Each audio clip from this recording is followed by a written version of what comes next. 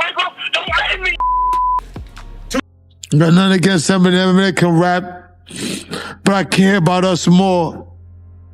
I don't want to go through, I don't want to talk about it no more. Man, from Puff Daddy crashing an interview with calling Fabulous Daddy on repeat, to Kanye diving into insane rants about conspiracies and George Floyd, this show has seen some of the most disrespectful interviews. Now first up, we got Puff Daddy's surprise entrance. Don't bring God into this situation, you know what I'm saying? F. Gary Gray is like, nigga, shut the fuck up, you know what I'm saying? Then you got Ray J. So Ray J is like just really like feeling like Ray J right now. So Jada, Chris, and Fabulous is on Drink Champs to promote their album Freddie vs. Jason. Now the whole vibe is smooth, everybody relaxing and they just vibing about music. Then out of nowhere, Puff Daddy walks in like he owned the place. And this ain't not just a casual entrance, man. Nah, Puff bursts in with all the energy like the party didn't start till he showed up. Now first it's going all good, like he starts singing happy birthday to Fabulous and everybody laughing. But then things get real weird, man. You know, I'm a type of nigga, I like variety, man. I like people that's unpredictable. You know what I'm saying? I like different personalities. So I was like, I never knew they would become what they are today. But you know what I'm saying? But like, you know, that sounded like the type of night I want to have in Vegas. You understand what I'm saying? Tyrese kept on talking. This is a Floyd fight, right? Yeah. And Tyrese keep on talking about like how you got to get back for church. And we just like, yo, the night ain't start. You got to get back for church. We in motherfucking Vegas, nigga. But like, you can go to church next week. You know what I'm saying? Sending your thing. You know what I'm saying? Ain't nothing. We in Vegas. Don't be bringing God into this thing. Don't bring God into this situation. You know what I'm saying? F. Gary Gray is like, nigga, shut the fuck up. You know what I'm saying? Then you got Ray J. So Ray J is like just really like feeling like Ray J right now. Okay, so like Puff don't stop at the birthday wishes like a normal person. Dude starts pouring drinks, lighting smoke, and basically taking over the whole show. Now y'all think maybe that's Puff just being Puff, right? Wrong. The dude starts zeroing in on Fabulous and starts calling him daddy. Not once, not twice, but over and over again. Like at what point does a joke stop being funny and just gets really weird, right? Like the whole vibe shifts. Y'all can see Fabulous sitting there trying to keep it cool, but his face says it all, man. He is uncomfortable AF. Talking about for your birthday. Huh? Why won't you party with me for your birthday, man? We partied for my birthday before. You came to my party. No, but me and you ain't never really party, you know what I'm saying? Eyes, brother. Oh, Eyes. I understand. You know what I'm saying? Yo, okay, so check this out. It's me, Tyrese. And then Puff goes deeper, pressing Fabulous with questions like, why won't you party with me for your birthday? Like, what? Like Fabulous tries to dodge the questions, laughing them off, but Puff is relentless, man. Yeah, it's like watching somebody dig themselves a deeper hole with every word. Now, meanwhile, Jada and Chris is doing everything they can not to burst out laughing or just run for the exit, man. Hey, yo, don't do that. Yeah, that's why I said let me pick it up. That's why I gotta pick it up from right there. This why I gotta pick it up from right there. Look at this nigga. This is Fab nigga. Go ahead. No, Groove. Killing him. Look. Come tell the story. Groove, we're intoxicated. Listen. Groove, you helping me build that beautiful, nice guy, Rastafari brand of yours, huh? I see you, man. I'm walking. Yeah. Happy birthday to you. Woo! Happy birthday to you. Woo! Happy birthday. By the end of it, Puff decides to wrap it up with a dramatic exit, cause why the heck not, right? But not before going on one last tangent about partying and why he's the king of celebrations. Like honestly, the whole thing felt like a weird fever dream. Like you ever seen somebody try so hard to be the life of the party that they end up killing the vibe instead? Like that was this in a nutshell. Fabulous. The only nigga that got the name that I want. It ain't get happy birthday to you. Thank you, my brother. Yeah. Let's take a shot for that, Puff. Can y'all really blame Fabulous for looking like he wanted to teleport out of there, man? Like Puff turned what could have been a fun hangout into a next level cringe fest. It's just kind of one of those moments where you're like, that's awkward, man, but like I can't look away. Talking about some classic Drink Champs chaos, man. Which brings us up to Lamar Odom's breaking point. It's like the whole angle and all that, on this whole interview and all that, just feel like it just went like crazy. Well, just in case you don't know, we have fun, bro. No, I mean, we have fun. Yeah, I mean, from Floyd Mayweather to Matt Barnes to everybody, we have fun. In case you don't know, I respect that, but it's just like I'm just thinking like.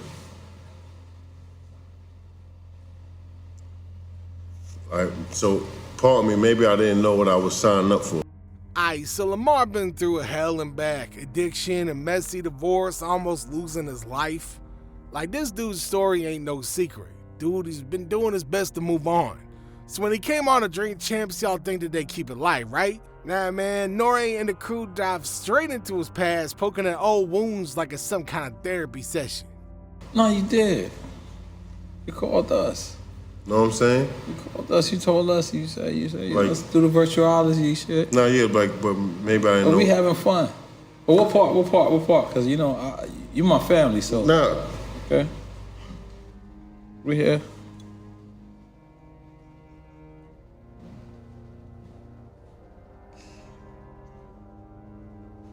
And I respect that, but just like from the whole, like,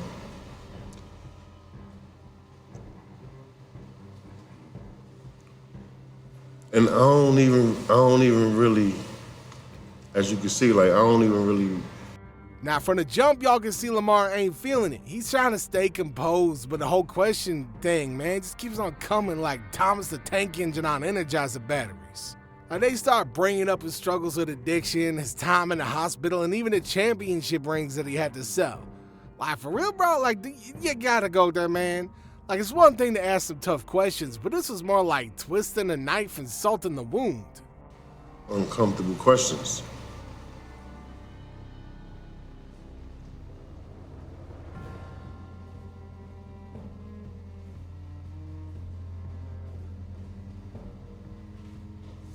You know what I'm saying? So it's like, but for you, like to ask the uncomfortable question and like. Aight, so at one point, y'all could tell the dude's mad uncomfortable and trying to hold it together. Like, he's shifting in his seat, avoiding eye contact, and he's basically trying to stop himself from snapping. So then N.O.R.E tried to lighten the mood by saying, "We love you, bro." But look, man, by then that damage is already done. It's like somebody slapping you in the face and then saying, "Ain't no hard feelings, right, dog?" Real, I'm keeping it with you, son. As a Queens nigga, the Queens nigga. Mm-hmm. No matter how uncomfortable it made me feel. Right. But what uncomfortable you felt? Because at the end of the day,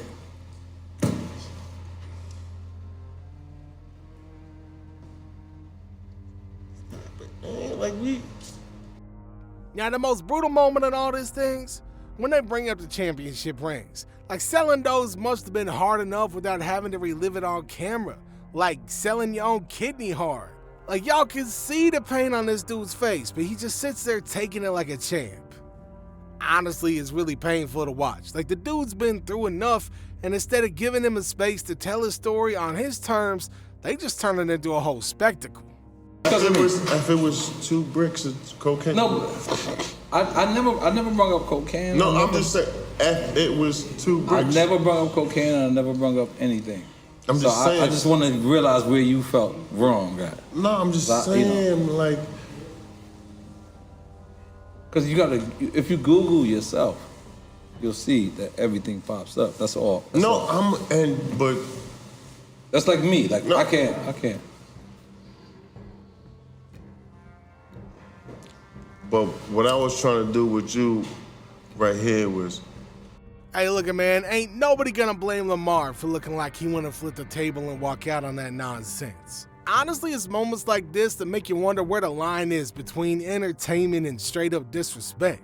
Like, this ain't no elevating, this is degenerating. And then the whole "we love you" bit at the end, like, yeah, that ain't fixing nothing, man. This one is gonna go down as one of the most uncomfortable moments in Drink Champs history, and not in a good way. But look, man, if y'all thought that was bad, you gotta check out this interview. What he said? Listen, if you love hip hop, you know where it comes from. Yes. Hands down. Who's your favorite rapper of all time? N.O.R.E ain't gonna answer this. Who's your Of all time, all time? it's gonna be Ice Cube. I'm gonna go with Biggie. Okay. Ice Cube over Biggie? Yeah. Yeah, I had to agree with Ice Cube. I was born in LA. Not even- I was born in LA.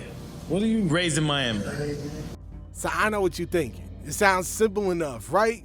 Well, you're wrong, because Tony hears this and immediately flips out like DJ just insulted his whole family. To Tony, Biggie is the GOAT. Ain't no question about it, and he's not about to let anybody say otherwise. Yeah. Yeah. Today's agenda had the suitcase up in the Central. Biggie's in my top 5. Biggie's in my top 5. My man. You create the No best Vaseline. storyteller? Obliterates So you that. saying- Obliterates You that. so you saying Ice That Cube? certificate as an album? Hold on. That certificate as an This album? is why I hate this industry shit. Obliterates Hold it. on. So you saying that you telling me Ice Cube is a better storyteller than Biggie? So it all starts out with Tony quoting Biggie's lyrics like he's reciting scripture. He's dropping lines from I Got a Story to Tell and Juicy, trying to remind DJ why Biggie's the king. And honestly, you gotta give Tony credit for his passion. The dude practically turned the interview into a one-man rap battle, spitting bars like he's on stage at a concert. But DJ, nah man, he's like one of them puffed up like chickens trying to look all big and bad and wasn't backing down. Yeah, he had receipts too, talking about Cube's legendary tracks and how Cube's storytelling just hits harder. Biggie's one of the best. You lost your fucking mind. But Biggie's one of the best. Big Ice Cube is better than Biggie with storytelling? As a totality, You yes. fucking bucking, nigga. You lost your fucking mind. I lost it. From what? Today's agenda to I got a story man, to tell. from Nigga where was Ice talking Cube about come fucking bitches and they men pull up and all that. You saying? Don't get me wrong. Ice Cube is fire. Are you serious? Storytelling? Are you serious, NWA? Aight, look man, ain't nobody gonna come up in here and be upset that Tony's defending Biggie, saying that he's one of the best and the iconic and he's OG, right? But DJ's argument makes a little bit of sense too. Like Cube's stories is raw, gritty, and straight up cinematic and thematic. Like the debate keeps on escalating with both guys shouting over each other and y'all can feel the tension in the room. Now everybody else just kind of sits back, sipping their drinks, probably wondering if they should jump in and let these two hash it out. But me, I'ma just sit over here and chill out and listen to some more Tech 9. KC Mo, bitches. America's You're Most bugging. Wanted? You're bugging. Kill at Will? No. Are you serious? The best story. Are you serious? Bro, the Are best. you serious? Yes, I am. No, you're not. The best No, you're storytellers not. are Biggie No, you're not. and Slick Rick, nigga. The best storyteller? Biggie and Slick Rick. Slick Rick is one of the best. Biggie and Slick. I don't know, man. By the end of this thing, it ain't even about Cube and Biggie and music no more. It's about who can yell louder. Like, I don't know, they had some kind of an auction bidding on Whoopi's dreads. But look, dude, there ain't no resolution, there ain't no handshake, just two dudes passionately defending their heroes. Now, honestly, it's kind of funny and uncomfortable at the same time, because I'm over here like, yeah, Biggie is iconic and Cube is cool, but ain't nobody dropping it old school like the Woo. They ought to be breaking up some Tiger style up in that nonsense. I mean, look, if you ain't never seen two friends get so deep into an argument that you ain't sure if they still joking or about to throw hands, then you ain't even talking about rap and hip hop. Cause it was just like that, man. Alright, so talking about some trash talking and disrespect, let's talk about Benzino's anti-Eminem rant. And I ain't talking about the candies. Let's talk about Eminem, yo. That's why we here tonight. Huh? Fuck Eminem. And fuck everybody down with Eminem. And my thing is this, bro. It's over hip hop. Like hip hop is who we are. He can't come in and invade hip hop in Rosenberg and make trillions of dollars. This nigga didn't even go to Nipsey's funeral, bro. Okay, so this whole one was just wild and crazy from start to finish, man. Like Benzino coming on Drink Champs, and instead of just chilling, the dude dives headfirst into old beef with Eminem. Now, we all know that that beef is ancient history, but Benzino talking about it like it happened yesterday. Like the dude is heated, saying Eminem's like failed the black community and accusing his fans of only liking him because he's white. Come on, man, we here to drink, have a good time, and talk rap and hip hop, not stir up some kind of social war. And give it to the homeless black people. Man, fuck Eminem, bro. They trying to kill me right now, bro, because of the shit I'm saying, because it's deep, bro. Let me tell you, his fans, bro, his fans like him because he's white. They don't fuck with us. Let me try to make... Fuck Eminem. I dusted Eminem. Rap Elvis, bitch. Yeah. Okay. Yeah, how about that? I ain't gonna lie. How about that? How about Class war, man. And look, at least, you know, Eminem like a million times better than Vanilla Ice. Yo, unless we talking about the turtle rap from Ninja Turtles back in the day, cause that was fire. And look, man, the whole energy in the room just kind of shifting fast. Like N.O.R.E and DJ is like sitting there trying to keep things tight. Like, but Benzino, dude ain't having it. Dude's got receipts, or at least he thinks he does, and he ain't holding back. Like, he even starts talking about street fights, shootings, and his own struggles like he's trying to prove how real he is, man. Like, y'all can tell everybody in the room's uncomfortable, but ain't nobody knows how to reel this man in. Eminem, So bro? which one? Neither, fuck both of them, bro. Fucking Cassidy will kill Eminem in a battle rap, bro. Why do y'all give Eminem so much props? Why? Why do y'all like Eminem? Because he's white? Is that it? What do you mean? Nah, like, what? Fuck that. We don't listen to that in the hood, bro. A few moments later. I don't got nothing against Eminem. I got nothing against Eminem. Eminem can rap. But I care about us more. I don't want to go through, I don't want to talk about it no more. I don't want, for 22 years, every time I do an interview, they ask me about Eminem. The fuck you want me to do? He trying to talk like 8 Mile ain't hard, man. So then the dude cranks it up a notch and just gets even worse, right? So he starts throwing shade at Eminem and everybody else in the industry. R. Kelly, shout out, I just wanna up beyond you. Paul Pierce, mad shade. It's like Benzino got a list of grievances and he's checking them off one by one. He's making a list, he's checking it twice, gonna talk about if you a punk or nice. Spoiler alert, everybody to Benzino was a punk. Now, at one point in all this, dude even makes some cryptic threats that got everybody on edge. Like, you can see N.O.R.E trying to redirect the conversation, but Benzino's locked in. Because everybody's against my dad. You think this shit is fucking cool? Nah, man. We're failing as a people. I don't hate Eminem. I don't know him to hate him. I don't hate white people. Tired of this shit, man. It's just too much. I don't want to be the bad guy. I got an 8-year-old son that I dropped off at school this morning. Come on, man. Come on, man. I'm all right. I don't want my DMs filled with... I've had 9 pages knocked down, 1 million. White people think I love all people. Like, I don't know, dude. Like a shark going after a fat seal locked in. Now, the whole weirdest part in all this, when they play the quick time game and Benzino refuses to pick between Eminem and MGK, it's like he's daring somebody push back, but everybody's just trying to keep the peace. By the time the whole interview wraps up, Benzino looking exhausted, like he just poured out every ounce of anger he's been holding on to for years. All me and Eminem gotta do is sit down and talk with each other. Let's sit down and talk. Let's battle. Let's do whatever. But let's at least face to face meet each other. If that was to happen, would you give him a 5? Fuck it, man. I'd hug him. Man is looking like everybody feels 3 days after taking laxative. I mean, y'all can't really blame N.O.R.E and DJ for wanting to move on here. Like, Benzino's rant was intense, uncomfortably, and honestly just a little bit sad. Like, y'all can tell that he's carrying a lot of weight from that feud, and it ain't doing him any favors. But that's Drink Champs for you, man. Chaos is the main ingredient, and Benzino brought it in spades. Might be time for that man to go and hit a barbershop and get some therapy. All right, who can forget about Kodak Black's chaotic appearance? Trump. But I know some shit like we already know what it is. Like, or what? Yeah, right. Very true. You know what I'm saying? I ain't trying to pull a face for the media. Like, Right. Yeah. Respect That's that. right. Very true. Nah, that's real shit. So come on.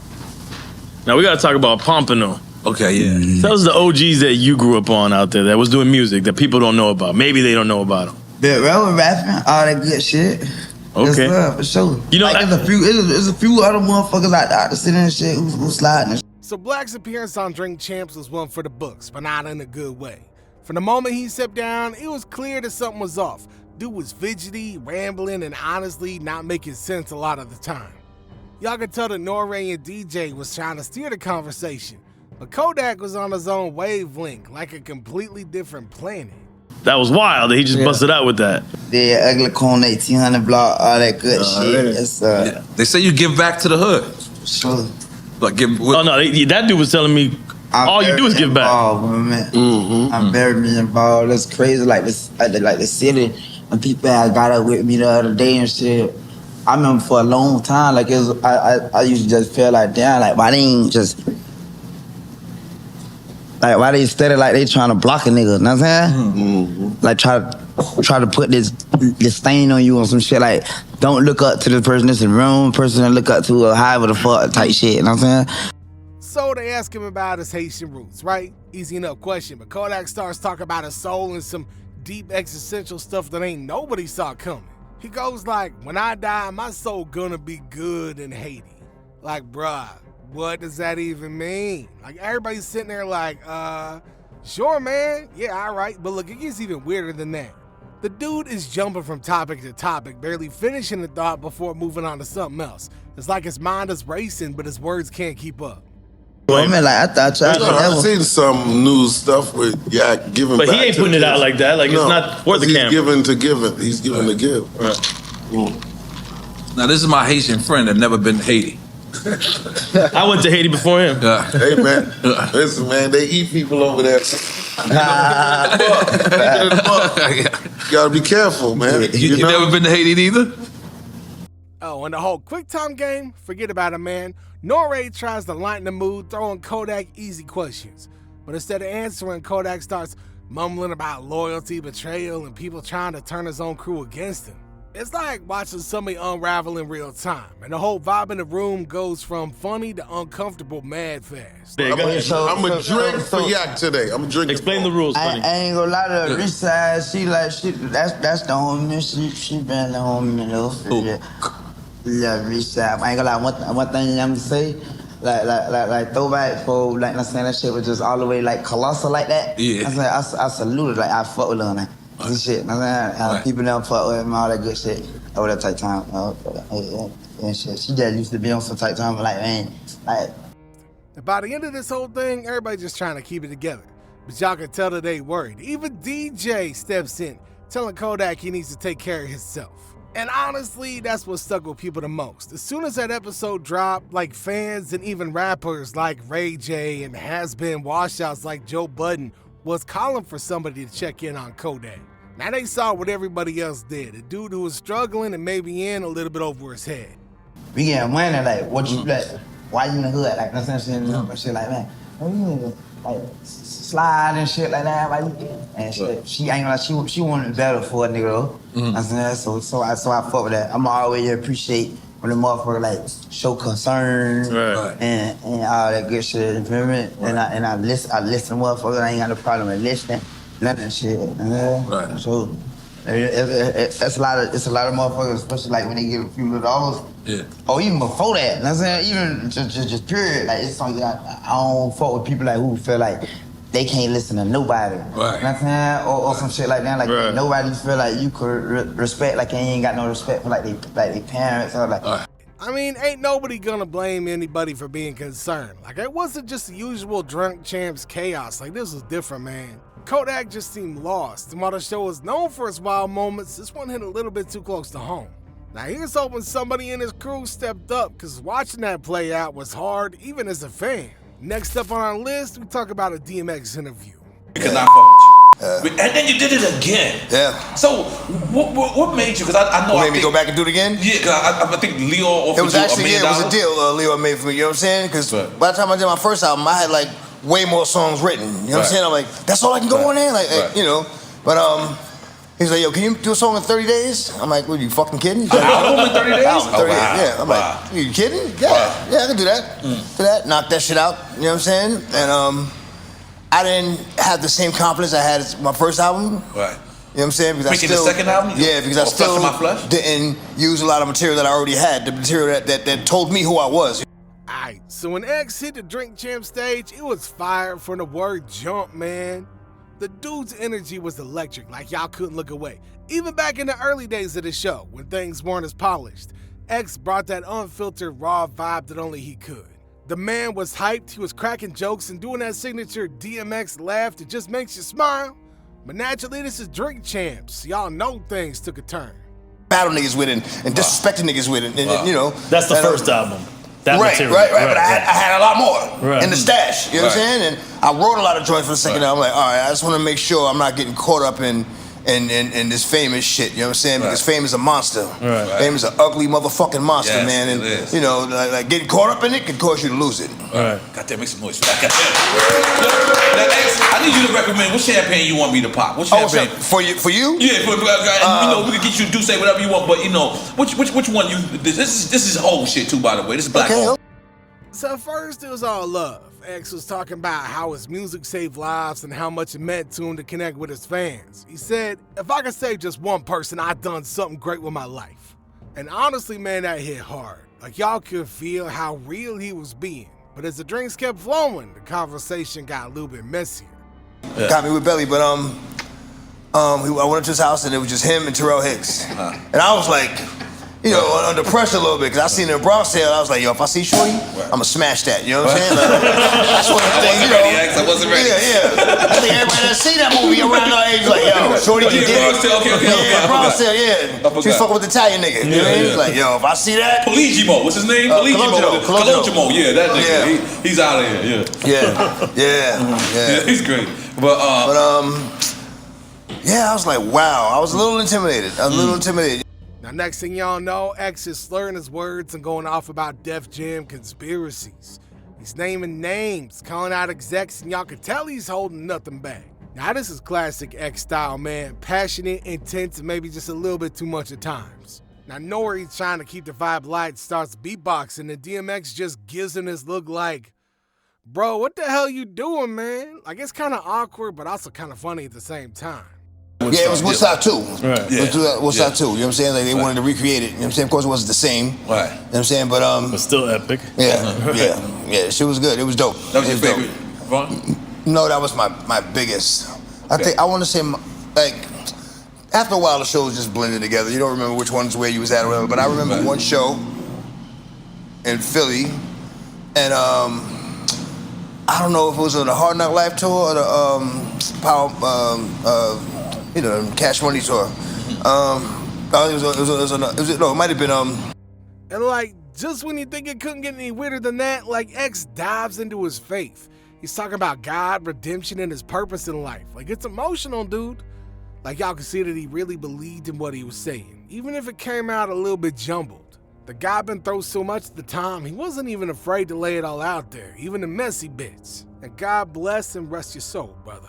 Which brings us to Turks, TMI, and Prison Talk. Up, they pop pills, you know what I'm saying? They rap about it, and it's cool, you know. In New Orleans, Magnolia Slim, you know what I'm saying? God bless his soul, you know. People know as Soldier Slim. Yeah, they know him as Soldier Slim. Like, you know, he had a song where he was like, snort a powder bag. At first, we was snorting powder, you know what I'm saying? Everybody tooting up, you know what I'm saying?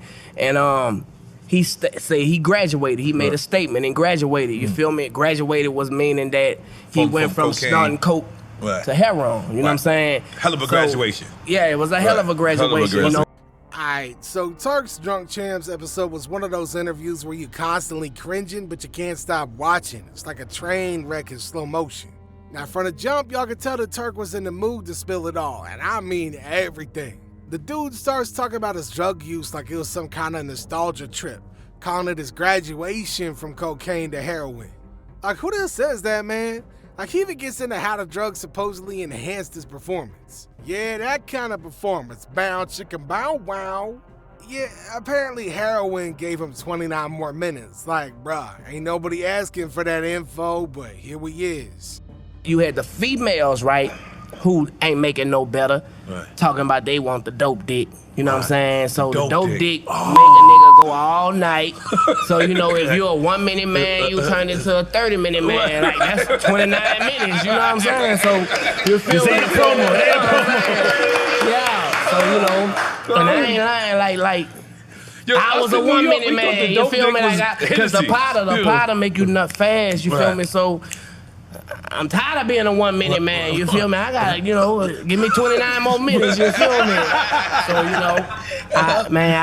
So I tried it, bro. Would have been mad cool if it stopped there, but Turk then dives into his time in prison, dropping vague yet provocative comments that had everybody in the room squirming. He's like, yeah, I had sex in jail, and just kind of let that hang in the air a little bit.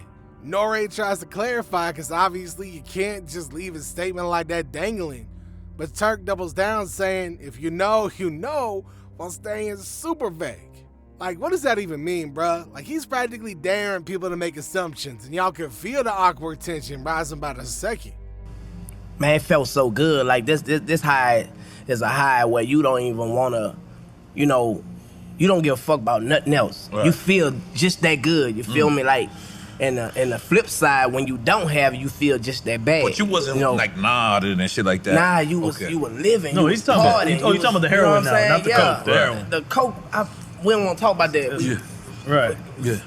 We got, you know what I'm saying? Right. This is the graduation. When you get the heroin in you, dog, it's like you feel good, you warm, your body warm, you know what I'm saying? Your game tight, your hustle tight, you feel me? Like, your raps tight. Now, the wildest part on all this, Turk's wife is sitting right there while he's sharing these intimate TMI stories. And she just stone-faced like she's heard it all before. Now, meanwhile, everybody else is either nervously laughing or looking like they want to crawl under the table. But Turk, unbothered. Dude's completely unapologetic, owning every wild thing he says like it's just another Tuesday.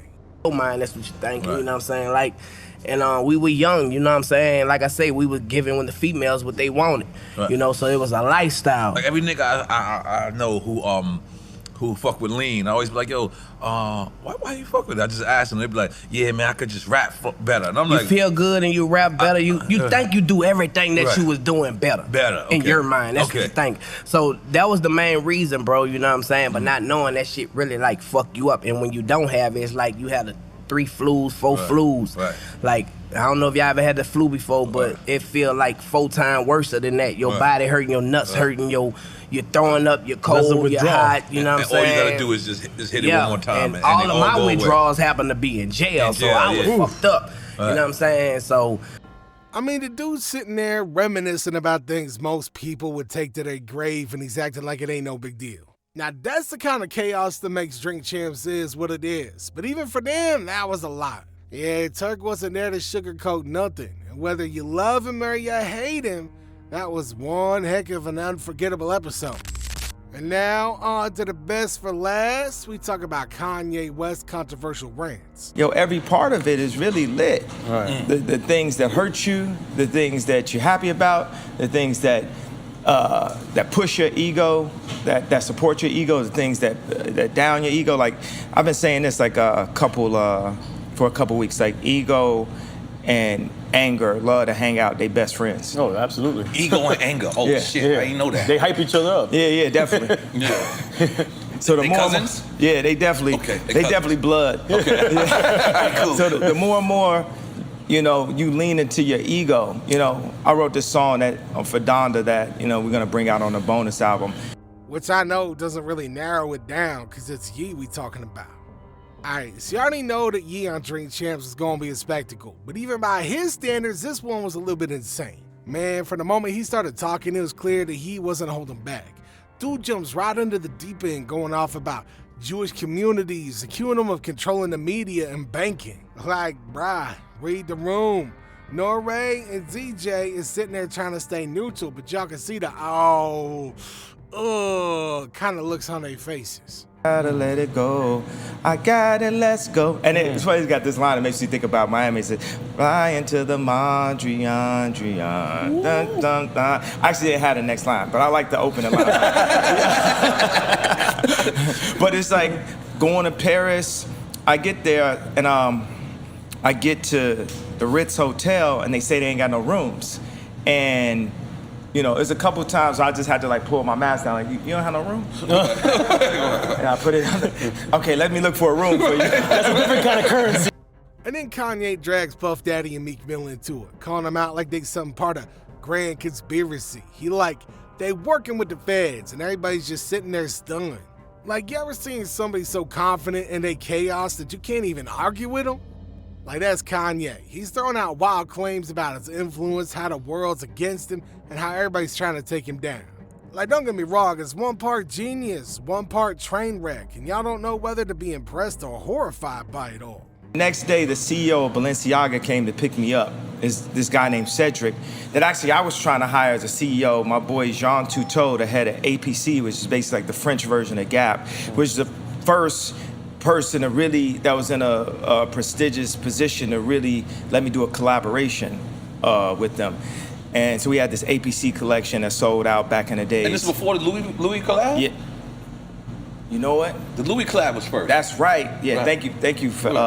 I'm a fan, just in case you don't know. The Louis collab was great.